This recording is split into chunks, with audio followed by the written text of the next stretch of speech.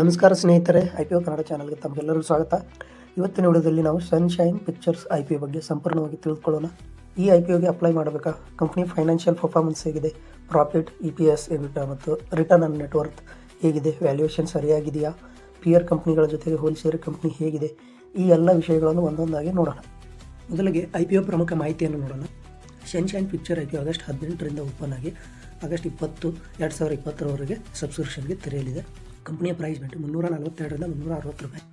ಒಂದು ಲಾಟ್ನಲ್ಲಿ 41 ಷೇರುಗಳಿವೆ. $360 upper price ಬ್ಯಾಂಡ್ನಲ್ಲಿ ಒಂದು ಲಾಟ್ಗೆ ಸುಮಾರು $14,760 ಬೇಕಾಗುತ್ತದೆ. ಕಂಪನಿಯ ಒಟ್ಟು IPO ಇಶ್ಯೂ ಸೈಜು ಸುಮಾರು $282.14 ಕೋಟಿ ಇದೆ. ಇದರಲ್ಲಿ ಫ್ರೆಶ್ ಇಶ್ಯೂ $172.80 ಕೋಟಿ ಮತ್ತು ಆಫರ್ ಫಾರ್ ಸೇಲ್ $109.34 ಕೋಟಿ ಇದೆ. IPO ಅಲಾಟ್ಮೆಂಟ್ ಆಗಸ್ಟ್ 21ರಂದು ನಡೆಯಲಿದ್ದು, ಲಿಸ್ಟಿಂಗ್ ಆಗಸ್ಟ್ 25ರಂದು NSE ಮತ್ತು BSEಯಲ್ಲಿ ನಡೆಯಲಿದೆ. ಈಗ ಕಂಪನಿ ಏನು ಮಾಡುತ್ತದೆ ಅಂತ ನೋಡೋಣ. ಸನ್ಶೈನ್ ಪಿಕ್ಚರ್ ಲಿಮಿಟೆಡ್ ಅನ್ನು 2007ರಲ್ಲಿ ಸ್ಥಾಪಿಸಲಾಯಿತು. ಕಂಪನಿ ಮುಖ್ಯವಾಗಿ ಫಿಲ್ಮ್ಸ್, ಟೆಲಿವಿಷನ್ ಸೀರಿಯಲ್ ಮತ್ತು ವೆಬ್ ಸೀರೀಸ್ ನಿರ್ಮಾಣ, ಮಾರ್ಕೆಟಿಂಗ್ನಲ್ಲಿ, ಡಿಸ್ಟ್ರಿಬ್ಯೂಷನ್ ಕ್ಷೇತ್ರಗಳಲ್ಲಿ ಕೆಲಸ ಮಾಡುತ್ತಿದೆ. Company force, commando, holiday, force 2, commando 2 ಮತ್ತು ದ ಕೇರಳ ಸ್ಟೋರಿ ಸೇರಿದಂತೆ ಹಲವು ಸಿನಿಮಾಗಳನ್ನು ನಿರ್ಮಿಸಿದೆ. ಅಂದರೆ ಫಿಲ್ಮ್ ಇಂಡಸ್ಟ್ರಿಯಲ್ಲಿ ಕಂಪನಿಗೆ ಸಾಕಷ್ಟು ಅನುಭವ ಇದೆ. ಈಗ ಕಂಪನಿಯ ಫೈನಾನ್ಷಿಯಲ್ ಪರ್ಫಾರ್ಮೆನ್ಸ್ ನೋಡೋಣ. ಮೊದಲಿಗೆ ಟೋಟಲ್ ಇನ್ಕಮ್ 2024ರಲ್ಲಿ ಕಂಪನಿಯ ಟೋಟಲ್ ಇನ್ಕಮ್ ಸುಮಾರು $139.46 ಕೋಟಿ ಇತ್ತು. 2025ರಲ್ಲಿ ಅದು $105.80 ಕೋಟಿಗೆ ಇಳಿಯಿತು ಮತ್ತು 2026ರಲ್ಲಿ ಮತ್ತೆ ಇಳಿಕೆಯಾಗಿ $76.27 ಕೋಟಿಗೆ ಆಗಿದೆ. ಅಂದರೆ ರೆವೆನ್ಯೂ ಅಥವಾ ಟೋಟಲ್ ಇನ್ಕಮ್ ಕಳೆದ 3 ವರ್ಷಗಳಲ್ಲಿ ಇಳಿಕೆಯಾಗಿದೆ. ಇದು ಇನ್ವೆಸ್ಟರ್ಸ್ ಗಮನಿಸಬೇಕಾದ ಒಂದು ನೆಗೆಟಿವ್ ಪಾಯಿಂಟ್ ಆಗಿದೆ. ಆದರೆ ಈಗ ಪ್ರಾಫಿಟ್ ನೋಡೋಣ. 2024ರಲ್ಲಿ ಕಂಪನಿಯ ಪ್ರಾಫಿಟ್ ಆಫ್ಟರ್ ಟ್ಯಾಕ್ಸ್ ಸುಮಾರು $53.34 ಕೋಟಿಯಾಗಿದೆ. 2025ರಲ್ಲಿ ಅದು $34.46 ಕೋಟಿಗೆ ಇಳಿಯಿತು. ಆದರೆ 2020ರಲ್ಲಿ ಪ್ರಾಫಿಟ್ ಮತ್ತೆ ಸುಧಾರಿಸಿ $40.02 ಕೋಟಿಗೆ ಬಂದಿದೆ. ಅಂದರೆ 2025ಕ್ಕೆ ಹೋಲಿಸಿದರೆ 2026ರಲ್ಲಿ ಪ್ರಾಫಿಟ್ ಉತ್ತಮವಾಗಿದೆ. ಈಗ ಎಬಿಟಾ ನೋಡೋಣ. ಎಬಿಟಾ ಅಂದರೆ ಕಂಪನಿಯ ಕೋರ್ ಬಿಸ್ನೆಸ್ನ ಆಪರೇಟಿಂಗ್ ಪರ್ಫಾರ್ಮೆನ್ಸನ್ನು ಅರ್ಥ ಮಾಡಿಕೊಳ್ಳಲು ಬಳಸುವ ಒಂದು ಪ್ರಮುಖ ಅಳತೆ. 2024ರಲ್ಲಿ ಎಬಿಟಾ ಸುಮಾರು $73.97 ಕೋಟಿ, 2025ರಲ್ಲಿ $50.75 ಕೋಟಿ ಮತ್ತು 2026ರಲ್ಲಿ ಮತ್ತೆ ಏರಿಕೆಯಾಗಿ $58.54 ಕೋಟಿ ಆಗಿದೆ. ಅಂದರೆ ಎಬಿಟಾ ಕೂಡ 2025ರಲ್ಲಿ ಕಡಿಮೆಯಾಗಿದ್ದರೂ 2026ರಲ್ಲಿ ರಿಕವರಿಯಾಗಿ ಕಂಡಿದೆ. ಈಗ ಬಹಳ ಮುಖ್ಯವಾದ ವಿಷಯ EPS, ಅರ್ನಿಂಗ್ ಪರ್ ಶೇರ್ ನೋಡೋಣ. 2024ರಲ್ಲಿ EPS $20.24 ಇತ್ತು. 2025ರಲ್ಲಿ EPS $13.8 ಇಳಿಕೆಯಾಯಿತು. 2020ರಲ್ಲಿ EPS ಮತ್ತೆ ಸುಧಾರಿಸಿ $15.19 ಏರಿಕೆಯಾಗಿದೆ. ಅಂದರೆ ಕಂಪನಿ ಪ್ರತಿ ಶೇರ್ಗೆ 2026ರಲ್ಲಿ ಸುಮಾರು $15.19 ಅರ್ನಿಂಗ್ಸ್ ಗಳಿಸಿದೆ ಎಂದು ಸರಳವಾಗಿ ಅರ್ಥ ಮಾಡಿಕೊಳ್ಳಬಹುದು. ಈಗ EPS ಆಧಾರದ ಮೇಲೆ IPO ವ್ಯಾಲ್ಯೂಯೇಷನ್ ಹೇಗಿದೆ ಎಂಬುದು ನೋಡೋಣ. IPO ಅಪ್ಪರ್ ಪ್ರೈಸ್ ಬ್ಯಾಂಡ್ $360 ತೆಗೆದುಕೊಂಡರೆ ಕಂಪನಿಯ ಪ್ರೀ IPO PE ರೇಷಿಯೋ ಸುಮಾರು 23.69 ಪಟ್ಟು ಬರುತ್ತದೆ. ಸರಳವಾಗಿ ಹೇಳುವುದಾದರೆ ಇನ್ವೆಸ್ಟರ್ಸ್ ಕಂಪನಿಯ ಅರ್ನಿಂಗ್ಸ್ಗೆ ಹೋಲಿಸಿದರೆ ಸುಮಾರು 23.69 ಪಟ್ಟು ವ್ಯಾಲ್ಯೂಯೇಷನ್ನಲ್ಲಿ ಷೇರು ಖರೀದಿಸುತ್ತಿದ್ದಾರೆ.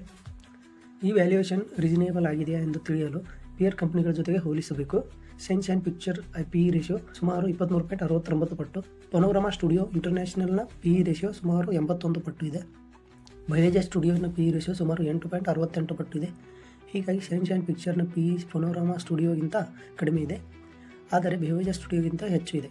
ಆದ್ದರಿಂದ ವ್ಯಾಲ್ಯೂಯೇಷನನ್ನು ತುಂಬ ಚೀಪ್ ಎಂದು ಹೇಳಲು ಸಾಧ್ಯವಿಲ್ಲ. ಅದೇ ಸಮಯದಲ್ಲಿ ಪಿಯರ್ ಕಂಪ್ಯಾರಿಸನ್ನಲ್ಲಿ ಇದು ಅತ್ಯಂತ ದುಬಾರಿ ವ್ಯಾಲ್ಯೂಯೇಷನ್ ಕೂಡ ಅಲ್ಲ. ಮುಂದೆ ರಿಟರ್ನ್ ಆನ್ ನೆಟ್ವರ್ತ್ ಅಥವಾ ROE ಈ ತರಹದ ರಿಟರ್ನ್ ರೇಷಿಯೋ ನೋಡೋಣ. ಕಂಪನಿಯ ರಿಟರ್ನ್ ಆನ್ ನೆಟ್ವರ್ತ್ 2024ರಲ್ಲಿ 75.59% ಇದೆ. 2025ರಲ್ಲಿ 32.80% ಇದೆ. 2026ರಲ್ಲಿ 27.58% ಇದೆ. ಅಂದರೆ ರಿಟರ್ನ್ ಆನ್ ನೆಟ್ವರ್ತ್ನಲ್ಲಿ ನಿರಂತರವಾಗಿ ಇಳಿಕೆ ಕಂಡಿದೆ. 2026ರ 27.58% ಒಂದು ಗಮನಾರ್ಹ ರಿಟರ್ನ್ ರೇಷಿಯೋ ಆಗಿದ್ದರೂ 2024ರ 75.57%ರಿಂದ ತುಂಬ ಕಡಿಮೆಯಾಗಿದೆ. ಹೀಗಾಗಿ ಈ ಟ್ರೆಂಡನ್ನು ಇನ್ವೆಸ್ಟರ್ಸ್ ಗಮನಿಸಬೇಕು. ಈಗ ಕಂಪನಿಯ ನೆಟ್ವರ್ತ್ ನೋಡೋಣ. 2024ರಲ್ಲಿ ರಿಟರ್ನ್ ಆನ್ ನೆಟ್ವರ್ತ್ ಸುಮಾರು 70.59 ಕೋಟಿ ಇತ್ತು. 2025ರಲ್ಲಿ 105.6 ಕೋಟಿ ಆಗಿದೆ. 2026 145.13 ಕೋಟಿ ಆಗಿದೆ. ಅಂದರೆ ನೆಟ್ವರ್ಕ್ನಲ್ಲಿ ಉತ್ತಮ ಏರಿಕೆ ಕಂಡಿದೆ. ಬ್ಯಾರೋಯಿಂಗ್ಸ್ ಕೂಡ ಕಡಿಮೆಯಾಗಿದೆ. 2024ರಲ್ಲಿ ಬ್ಯಾರೋಯಿಂಗ್ 16.66 ಕೋಟಿ ಇತ್ತು. 2025ರಲ್ಲಿ 11.16 ಕೋಟಿ ಆಗಿತ್ತು. 2020ರಲ್ಲಿ ಕೇವಲ 9.09 ಕೋಟಿ ಆಗಿದೆ. ಅಂದರೆ ಡೆಪ್ಟ್ ಕಡಿಮೆಯಾಗಿರುವುದು ಒಂದು ಪಾಸಿಟಿವ್ ಪಾಯಿಂಟ್ ಆಗಿದೆ. ಈಗ ಕಂಪನಿಯ ಸ್ಟ್ರೆಂತ್ಸ್ಗಳನ್ನು ನೋಡೋಣ. ಮೊದಲನೇದಾಗಿ ಫಿಲ್ಮ್ ಇಂಡಸ್ಟ್ರಿಯಲ್ಲಿ ಅನುಭವ ಮ್ಯಾನೇಜ್ಮೆಂಟ್ ಇದೆ. ಎರಡನೇದಾಗಿ ಹಲವು ಜನಪ್ರಿಯ ಸಿನಿಮಾಗಳ ನಿರ್ಮಾಣ ಟ್ರ್ಯಾಕ್ ರೆಕಾರ್ಡ್ ಇದೆ. ಮೂರನೇದಾಗಿ ಕಂಪನಿ ತನ್ನದೇ ಆದ ಪ್ರಾಜೆಕ್ಟ್ ಜೊತೆಗೆ ದೊಡ್ಡ ಸ್ಟುಡಿಯೋಸ್ ಜೊತೆಗೆ ಕೋ ಪ್ರೊಡಕ್ಷನ್ ಕೂಡ ಮಾಡುತ್ತಿದೆ. ಪ್ರಸ್ತುತ ಜಿಯೋ ಸ್ಟುಡಿಯೋ ಜೊತೆ 2 ಸಿನಿಮಾಗಳನ್ನು ಕೋ ಪ್ರೊಡ್ಯೂಸ್ ಮಾಡುತ್ತಿದೆ ಮತ್ತು ದೂರದರ್ಶನಕ್ಕಾಗಿ ಒಂದು ವೆಬ್ ಸೀರೀಸನ್ನು ನಿರ್ಮಿಸುತ್ತಿದೆ. ಈ ಕಂಪನಿಯ ಮುಂದಿನ ಬಿಸ್ನೆಸ್ಗೆ ಪಾಸಿಟಿವ್ ಆಗ್ಬೋದು, ಆದರೆ ರಿಸ್ಕ್ ಕೂಡ ಇವೆ. ಮೊದಲನೇ ರಿಸ್ಕ್, ಫಿಲ್ಮ್ ಇಂಡಸ್ಟ್ರಿಯಲ್ಲಿ ಸಕ್ಸಸ್ ಖಚಿತವಲ್ಲ. ಯಾವ ಸಿನಿಮಾ ಹಿಟ್ ಆಗುತ್ತದೆ, ಯಾವ ಸಿನಿಮಾ ಫ್ಲಾಪ್ ಆಗುತ್ತದೆ ಎಂಬುದು ಮುಂಚಿತವಾಗಿ ಹೇಳಲು ಸಾಧ್ಯವಿಲ್ಲ. ಆಡಿಯನ್ಸ್ ರೆಸ್ಪಾನ್ಸ್ ಕಡಿಮೆಯಾದರೆ ಬಾಕ್ಸ್ ಆಫೀಸ್ ಕಲೆಕ್ಷನ್ ಕಡಿಮೆಯಾಗಬಹುದು. ಇದರ ಪರಿಣಾಮ ಕಂಪನಿಯ ರೆವೆನ್ಯೂ ಮತ್ತು ಪ್ರಾಫಿಟ್ ಮೇಲೆ ಬೀಳಬಹುದು. ಎರಡನೇ ರಿಸ್ಕ್, ಟೋಟಲ್ ಇನ್ಕಮ್ನಲ್ಲಿ ನಿರಂತರ ಇಳಿಕೆ. 2024ರಲ್ಲಿ 139.46 ಕೋಟಿಯಿಂದ 2026ರಲ್ಲಿ 76.27 ಕೋಟಿಗೆ ಬಂದಿದೆ. ಆದ್ದರಿಂದ ಮುಂದಿನ ವರ್ಷಗಳಲ್ಲಿ ರೆವೆನ್ಯೂ ಮತ್ತೆ ಗ್ರೋತ್ಗೆ ಬರುತ್ತದೆ ಎಂಬುದು ಬಹಳ ಮುಖ್ಯ. ಈಗ ಕೊನೆಯದಾಗಿ GMP ಬಗ್ಗೆ ನೋಡೋಣ. ಪ್ರಸ್ತುತ ಸನ್ಶೈನ್ ಪಿಕ್ಚರ್ IPO GMP ಸುಮಾರು ₹50 ಎಂದು ನೀಡಲಾಗಿದೆ. ₹360 ಅಪ್ಪರ್ ಪ್ರೈಸ್ ಬ್ಯಾಂಡ್ಗೆ ₹50 GMP ಸೇರಿದರೆ ಇಂಡಿಕೇಟಿವ್ ಪ್ರೈಸ್ ಸುಮಾರು ₹410 ಆಗುತ್ತದೆ. ಆದರೆ ಇಲ್ಲಿ ಒಂದು ವಿಷಯ ನೆನಪಿಟ್ಟುಕೊಳ್ಳಿ, GMP ಅಧಿಕೃತವಾದದ್ದಲ್ಲ, ಇದು ಅನ್ರೆಗ್ಯುಲೇಟೆಡ್ ಮತ್ತು ಇನ್ಫಾರ್ಮಲ್ ಮಾರ್ಕೆಟ್ ಇಂಡಿಕೇಟರ್ ಮಾತ್ರ. ಆದ್ದರಿಂದ GMP ನೋಡಿ ಮಾತ್ರ IPOಗೆ ಅಪ್ಲೈ ಮಾಡಬಾರದು. ಕೊನೆಯದಾಗಿ ಒಂದು ಕ್ವಿಕ್ ಸಮರಿ ನೋಡೋಣ. ಪಾಸಿಟಿವ್ ಪಾಯಿಂಟ್ಸ್: ಕಂಪನಿಗೆ ಫಿಲ್ಮ್ ಇಂಡಸ್ಟ್ರಿಯಲ್ಲಿ ಉತ್ತಮ ಅನುಭವ ಇದೆ, ಜನಪ್ರಿಯ ಸಿನಿಮಾಗಳನ್ನು ನಿರ್ಮಾಣ ಮಾಡಿದೆ, 2026ರ ಪ್ರಾಫಿಟ್, ಎಬಿಟಾ ಮತ್ತು EPSನಲ್ಲಿ ರಿಕವರಿ ಕಂಡಿದೆ, ನೆಟ್ವರ್ತ್ ಉತ್ತಮವಾಗಿ ಏರಿಕೆಯಾಗಿದೆ, ಬ್ಯಾರೋಯಿಂಗ್ಸ್ ಕಡಿಮೆಯಾಗಿದೆ. ನೆಗೆಟಿವ್ ಪಾಯಿಂಟ್ಸ್: ಟೋಟಲ್ ಇನ್ಕಮ್ ಕಳೆದ 3 ವರ್ಷಗಳಲ್ಲಿ ಇಳಿಕೆಯಾಗಿದೆ, ರಿಟರ್ನ್ ಆನ್ ನೆಟ್ವರ್ತ್ ಕೂಡ 75.57%ನಿಂದ 27.58%ಗೆ ಇಳಿಕೆಯಾಗಿದೆ. ಫಿಲ್ಮ್ ಇಂಡಸ್ಟ್ರಿಯಲ್ಲಿ ಸ್ವಭಾವತಃ ರಿಸ್ಕಿ ಮತ್ತು ಅನ್ಪ್ರೆಡಿಕ್ಟೇಬಲ್ ಆಗಿರುತ್ತದೆ. ಬಾಕ್ಸ್ ಆಫೀಸ್ ಪರ್ಫಾರ್ಮೆನ್ಸ್ ಮೇಲೆ ಕಂಪನಿಯ ಬಿಸ್ನೆಸ್ ಹೆಚ್ಚು ಅವಲಂಬಿತವಾಗಿದೆ ಮತ್ತು PE ಸುಮಾರು 23.69 ಪಟ್ಟು ಇದೆ. ಹೀಗಾಗಿ ಸನ್ಶೈನ್ ಪಿಕ್ಚರ್ IPOನಲ್ಲಿ ಪಾಸಿಟಿವ್ ಮತ್ತು ನೆಗೆಟಿವ್ ಎರಡೂ ಅಂಶಗಳಿವೆ.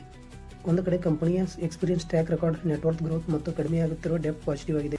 ಇನ್ನೊಂದು ಕಡೆ ರೆವೆನ್ಯೂ ಡಿಕ್ಲೈನ್ ಮತ್ತು ರಿಟರ್ನ್ ಆನ್ ನೆಟ್ವರ್ತ್ನಲ್ಲಿ ಇಳಿಕೆ ಗಮನಿಸಬೇಕಾದ ವಿಷಯಗಳಾಗಿವೆ. ಆದ್ದರಿಂದ IPOಗೆ ಅಪ್ಲೈ ಮಾಡುವ ಮೊದಲು financial performance, valuation, subscription, GMP ಮತ್ತು ನಿಮ್ಮ ರಿಸ್ಕ್ ಅಪ್ಟೈಟ್ ಮೇಲೆ ಎಲ್ಲವನ್ನು ಗಮನಿಸಿ ನಿರ್ಧಾರ ತೆಗೆದುಕೊಳ್ಳುವುದು ಉತ್ತಮ. ಈ ವಿಡಿಯೋ ಕೇವಲ ಎಜುಕೇಷನ್ ಪರ್ಪಸ್ಗಾಗಿ. ಯಾವುದೇ ಇನ್ವೆಸ್ಟ್ಮೆಂಟ್ ಡಿಸಿಷನ್ ತೆಗೆದುಕೊಳ್ಳುವ ಮೊದಲು ನಿಮ್ಮದೇ ಆದ ರಿಸರ್ಚ್ ಮಾಡಿ ಮತ್ತು ಅಧಿಕೃತ IPO ಡಾಕ್ಯುಮೆಂಟ್ಸ್ ಪರಿಶೀಲಿಸಿ. ಈ ವಿಡಿಯೋ ನಿಮಗೆ ಇಷ್ಟವಾದರೆ ಲೈಕ್ ಮಾಡಿ, ಶೇರ್ ಮಾಡಿ. ಇಂತಹ IPO ಅಪ್ಡೇಟ್ಗಾಗಿ ನಮ್ಮ ಚಾನಲನ್ನು ಸಬ್ಸ್ಕ್ರೈಬ್ ಮಾಡಿ. ಧನ್ಯವಾದಗಳು.